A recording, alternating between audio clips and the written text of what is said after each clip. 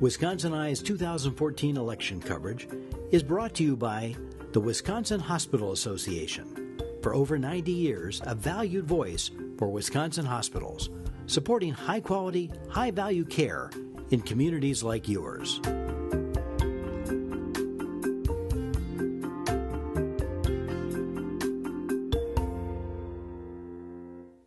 Wisconsin Eye coverage of the 2014 elections continues. We are interviewing Congressman Reid Ribble of Sherwood. He's a Republican seeking re-election in the 8th Congressional District. Reid, welcome back to Wisconsin Eye. Good to be here. Thanks for having me. Thank you. A programming note, Wisconsin Eye appreciates the support of the Wisconsin Hospital Association, which represents more than 139 hospitals and health systems, for making these candidate interviews possible. You're going for a third term, correct? Yes. Well, so the first term, you're just getting used to it. The second term, you're supposed to have made an impact or figured out the place. Have you? Well, I figured out the place. And have I made an impact? Yes. Okay. The answer to both those questions is yes. Do I like necessarily the result or what I see? No, I don't. I don't think the American people do either. And so they must not, because the approval ratings between 8 of Congress, 8% and 15%. Yeah. And your friend Mark Pocan of the other party says that he's surprised at that it's that high. Excuse me, but go ahead. Yeah. I'm sorry for interrupting. You know, the interesting thing, though, it's always asked about the institution. Yes. However, when you talk about the White House, it's about the individual.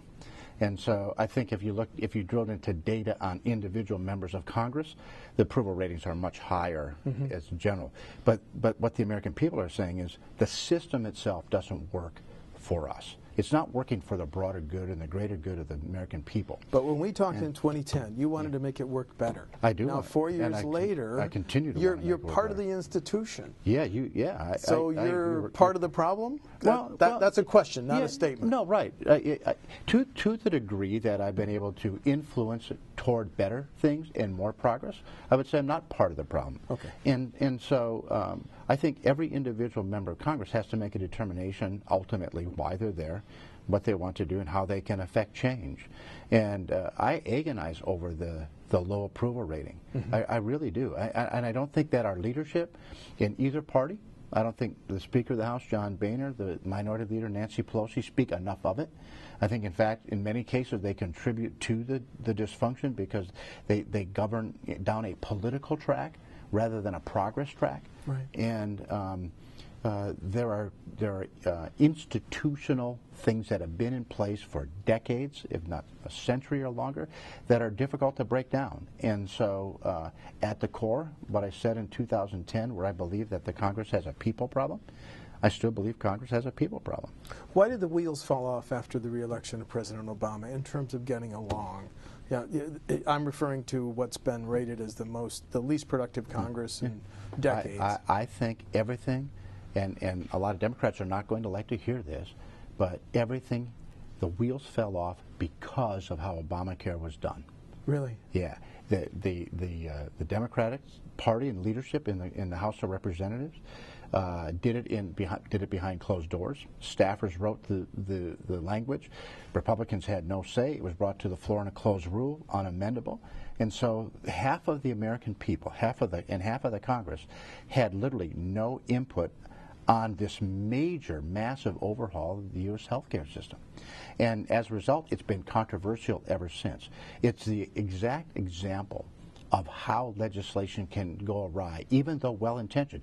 Republicans and Democrats both agreed that the healthcare system needed a lot of work. But only one side said our solutions are the right ones, they're completely right, they're 100% right, and the rest of the American people that are represented by these 200 members of Congress have no say whatsoever.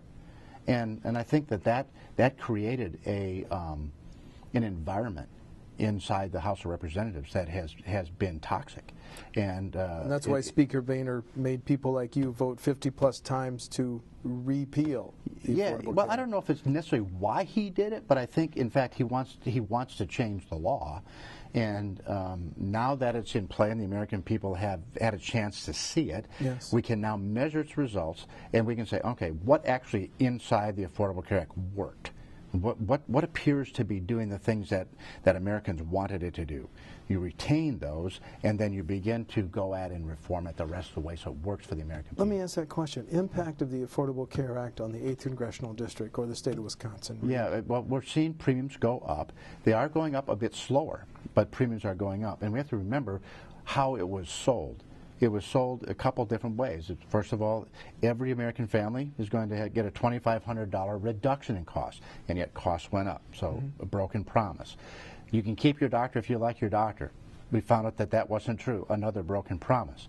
And so many of the things that were the way the Affordable Care Act was sold to the 8th Congressional District and to citizens in Northeast Wisconsin, citizens are finding out, well, that's not true.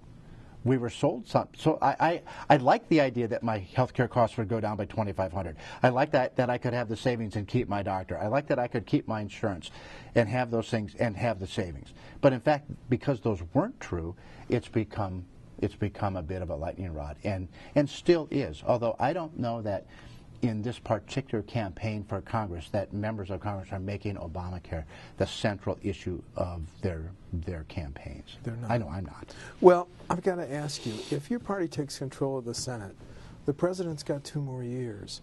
Do you look for an even rougher next session if you're reelected, sir?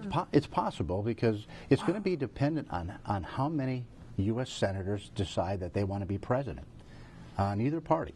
If you've got 3 or 4 Republicans, for example, that are interested in being president, we know a couple, right?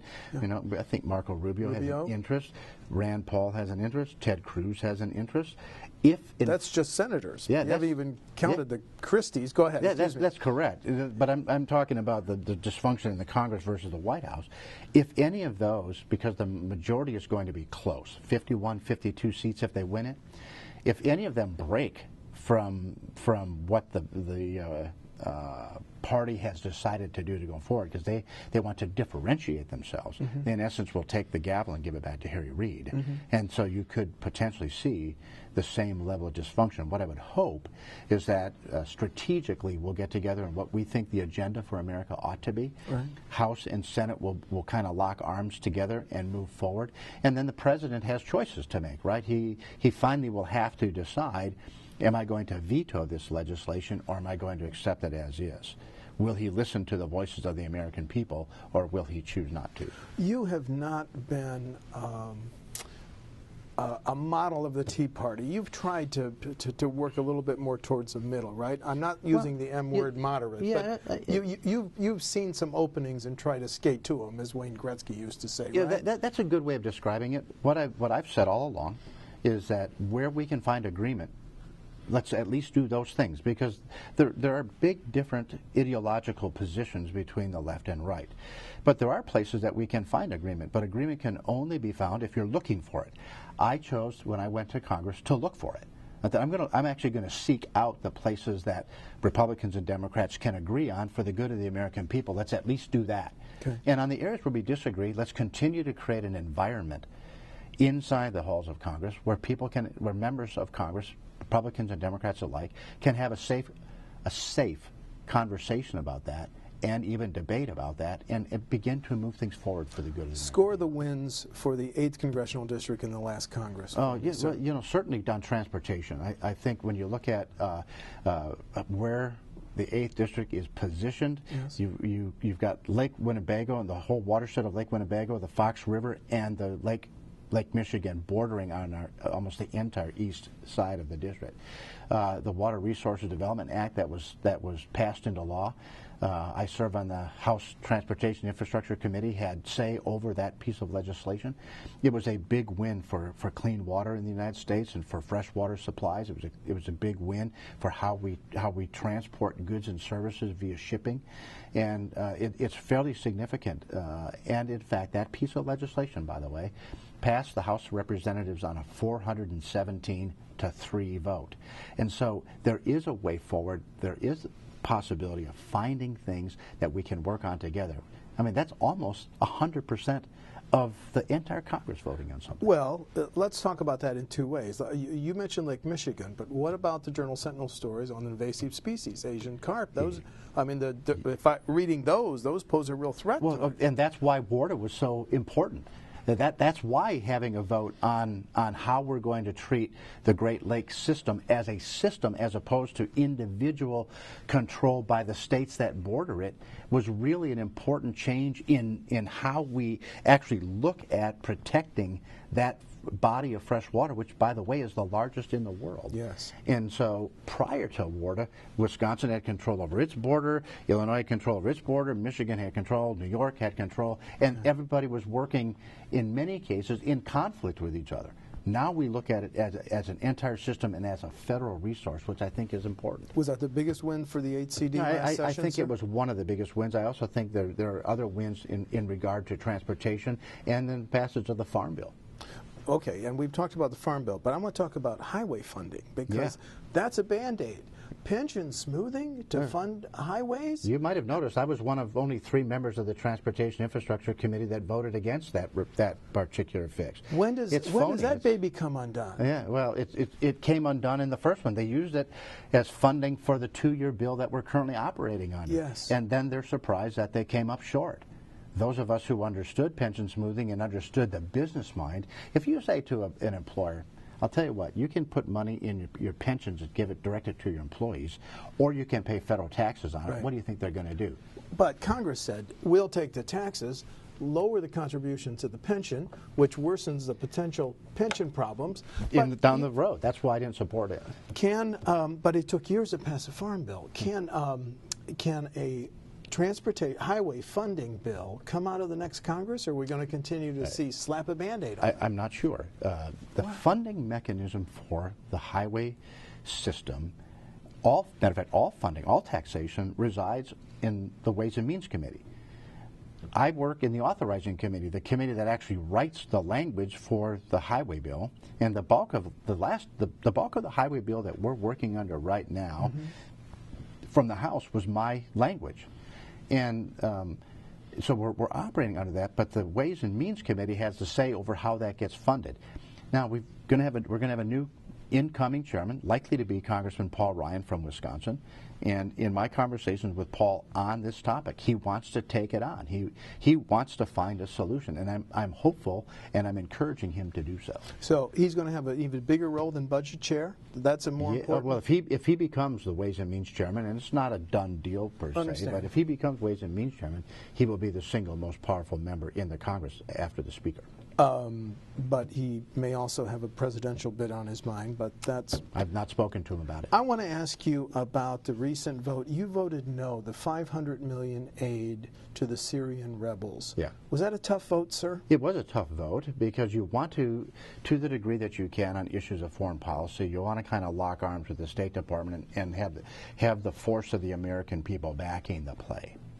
And so I knew that it was going to pass, but I had grave concerns about the Free Syrian Army, about whether they had the capabilities. Who were they? What was going to happen to those weapons? Because we often see that today's goodwill toward arming a certain group of people out there or a nation, those weapons often end up being turned against American soldiers down the road. We'd spent tens of billions of dollars over the previous decade training the Iraqi Defense Forces and hundreds of thousands of defense forces, but they were unable with our training and equipment to repel 20,000 ISIS warriors coming into Iraq. Yes. Would we have gotten the same result training 15,000 Free Syrian guys? We probably would have. And so I had a lot of pause with that strategy, and I couldn't support it. Do you think President Obama has gone out of his way repeatedly, even though the chairman of the Joint Chiefs says he might recommend ground troops to go after ISIS? And President Obama said 1, 2, 3 times that won't happen. But can you envision us using ground troops to go after ISIS, Congressman? I can. How soon? It's going to be dependent on the success of U.S. air power, the involvement of the Iraqi Defense Forces along with the Kurdish Defense Forces. If in fact our air support and some of our Arabian partners in the region are able to remove communications, cut off supply lines and logistics for ISIS, it may not be needed soon. But I think at some point it may in fact be inevitable. And if it's decided to seek a declaration of war, that's what it would take, would you vote for that? I probably would, because I think that that's the correct process. If in fact we have an enemy that we believe is a threat to the safety and security of the American people, the proper constitutional method would be to give the president an authorization of war to go after and win it. But when we talked, when you ran the first time in 2010, a big issue was the national debt. We're still $17 trillion in debt. Yeah.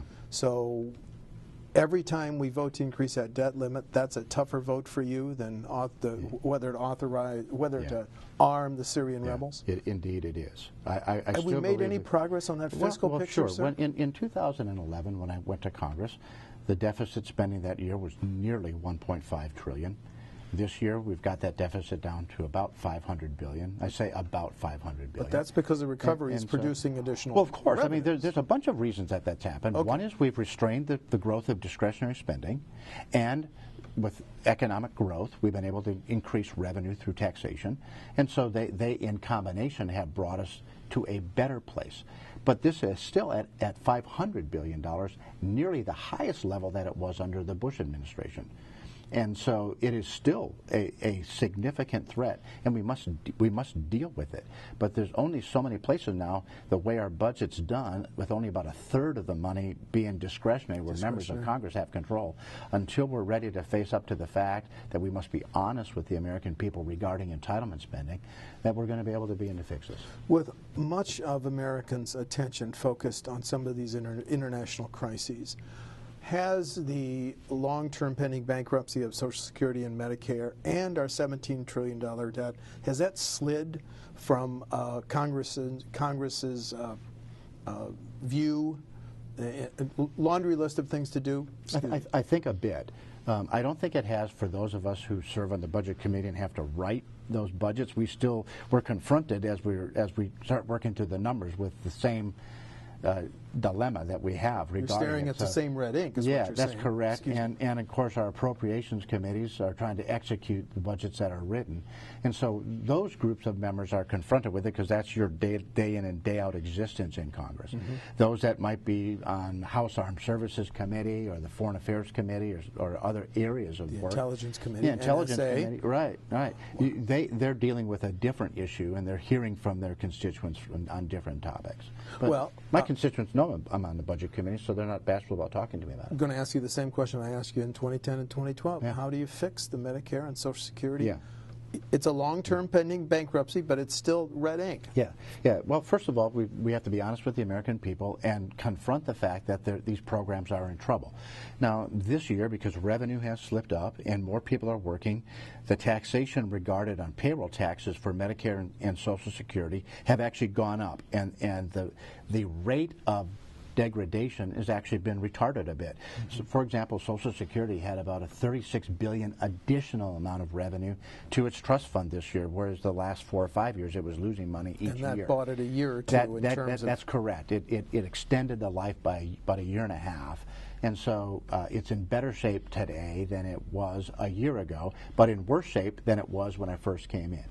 And so the reality is, if we're going to have any fix to these big, massive entitlement programs, it must encompass a very broad constituency, meaning that every single American who all participate in the programs at one point or another in their lifetime, whether they're paying the taxes or whether they're receiving the current benefits of those programs, must participate in this reform. Because by spreading it across the entire population of 300 million, you reduce the risk or burden to all Americans, and you protect current seniors while protecting future seniors. But we have to have all of them involved, and that's true for Medicare as well. While we're talking some tax policy, let me ask you about the Obama administration attempts to stop inversions, where Wisconsin corporations buy foreign addresses to lower their taxes. Yeah. You support that? No. Why? Because I think the way to stop inversions is make the U.S. the inversion capital of the world. We ought to be addressing the reason that companies invert. So bring our corporate tax rate down? Let's make our corporate taxes globally competitive, so foreign companies want to invest in the U.S. rather than U.S. companies wanting to flee. We're looking at this completely the wrong way. We ought to be looking at it. We ought to be looking at it as, well, how do we compete in that environment to get businesses to invest in America? Energy policy, Keystone Pipeline. Yeah, I support it. You support it. Yeah. What about the EPA's proposal to cut coal burning emissions by 30% by 2030? I think it's wrong-headed. I think the idea that you want to reduce carbon emissions into the atmosphere is the right thing to do.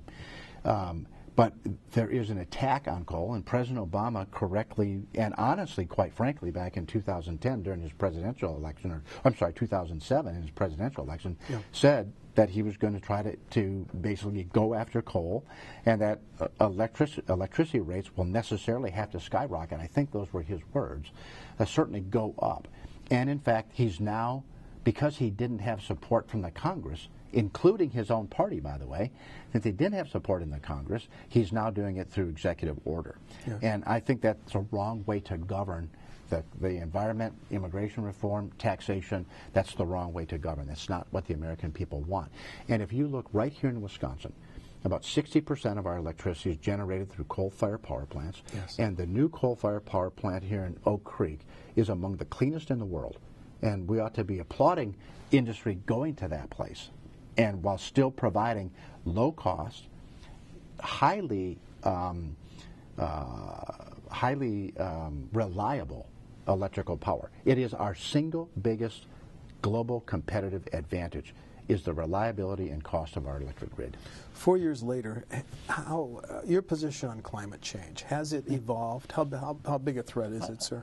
I think climate change is a legitimate threat. I think I might have a difference of opinion on what's causing it. I have a tendency to look at, when I think in terms of climate change, to look at it through a 20, 30, 50,000 year prism rather than a 10 or 15 or 20 year prism looking forward.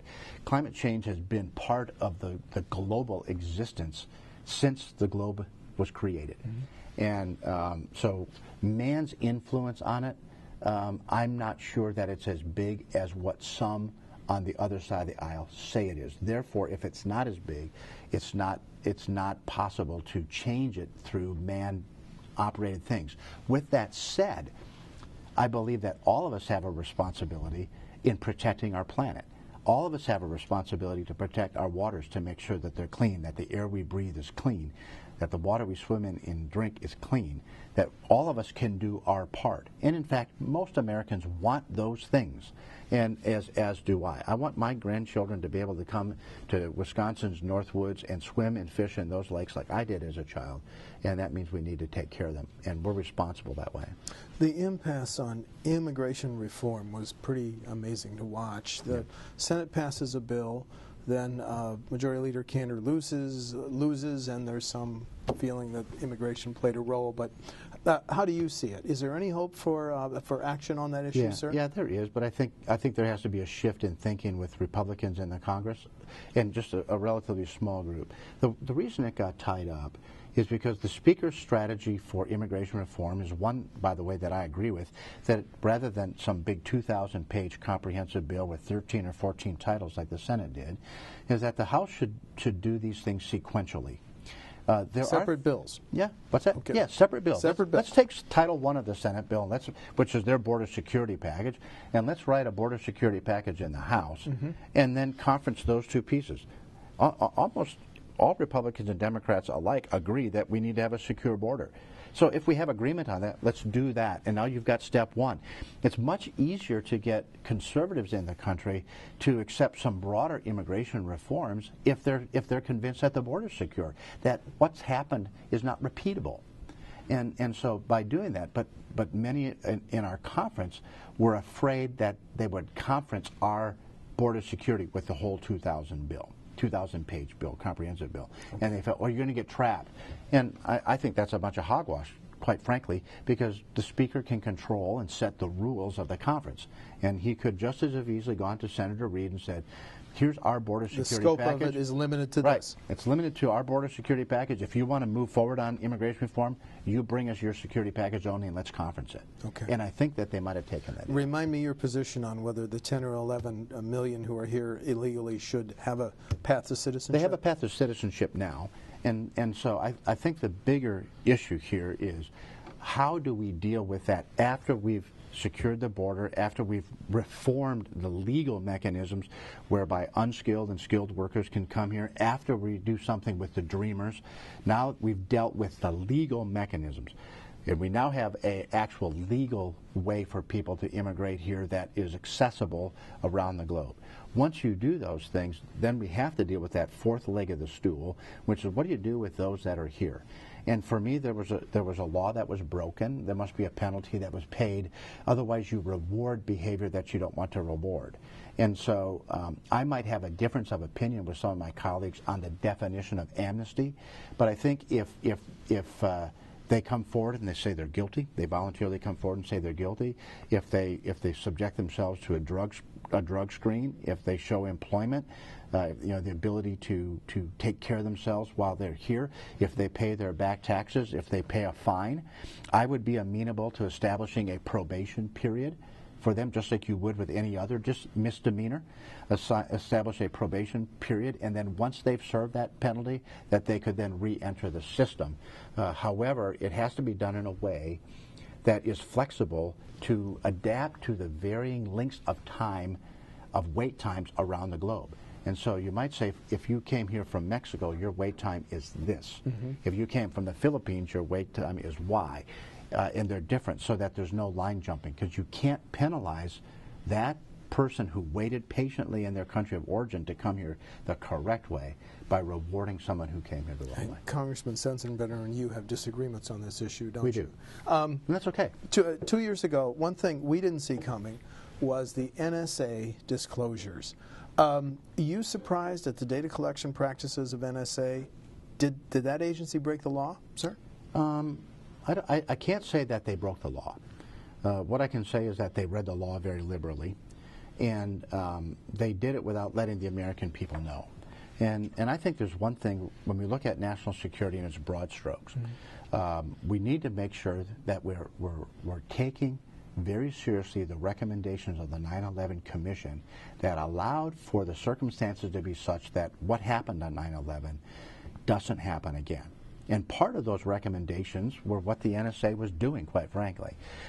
But they stretched it. They started collecting it on everybody rather than specific individuals. And they did it without the American people's permission. And if the American people, through their elected representatives, grant them that position, that's one thing, because now they've had a chance to weigh in. And so whether they broke the law or not, I don't think they did. But I certainly think that they took the most liberal, and when I say liberal, I'm not talking political ideology, but the most liberal approach. The broadest interpretation possible. As you talk to residents of the 8th CD and in the wake of the horrible beheadings, are they more concerned than when you ran in 2010 and 2012 about the threat of terrorism? Are you more concerned? I'm more concerned. I have more information. I'm privy to classified briefings that the American people don't see. And as a result of those briefings, you're more worried? I'm more worried. I'm more worried about security in the homeland than ever before. And any advice to people in terms of should they change their lifestyle? I don't think they should necessarily change their lifestyle. I think they should take a great deal of comfort in the fact that we have got tens of thousands of men and women, both uniformed and ununiformed, in this country working daily to see that their personal security and safety is secure, is there and secure for them. But there is a risk in a free society. There are risks that we take and that we accept. And so there's always that tension point, and we often think of it in terms of life, liberty, and the pursuit of happiness. And there's often Benjamin Franklin's misquoted with his, those that give up liberty for life will have neither. Neither. Yeah, that's really kind of a misinterpretation of what he said. But I will say this: life has to be the primary right, because without life there is no liberty. And it's not one or the other; it's both. I want to ask you this question: since you said you're more concerned, do you feel America is less safe than prior to 9/11? I wouldn't say they're less safe than prior to 9/11, but I would say they're less safe than they were 4 years ago. Less safe than we were 4 years ago. Yeah, ISIS is a real threat. Should we? They've shown their colors, by the way, and you're going to continue to see the types of things that they did to a couple of U.S. journalists and aid workers. You're going to see that continue. And now we bombed even a new group, terrorism group, that most people didn't even know existed, actually, that you probably had been briefed on. Yeah, not a new group. It's just another offshoot of Al-Qaeda. Al-Qaeda. Yeah, and so the president, rightfully, in my opinion, went after them under his authorization to use military force. Yes. To go after Al-Qaeda. He's been authorized to go after Al-Qaeda, and in fact, that's what he did. Okay, we're almost out of time. Do you want to highlight any differences between you and your opponent on November 4th, sir? No, I think my opponent's probably, I've not met him. I think he's probably well-intentioned. He wants to do what he thinks is right for the country. We're going to have different viewpoints and different opinions. Then let's end it this way. If you're reelected, you're going back to Washington in the third term to do what for the 8th CD? I'm going to continue to work on the things that I think will make our economy grow. Reforming and protecting Social Security for my grandkids and for current seniors, to balance the federal budget, and to reform our tax code. Thank you. Thanks, Congressman Reid Ribble of Sherwood is a Republican seeking re-election in the 8th Congressional District. Thanks for talking to Wisconsin Eye. Thanks. Good to be here. Thank you.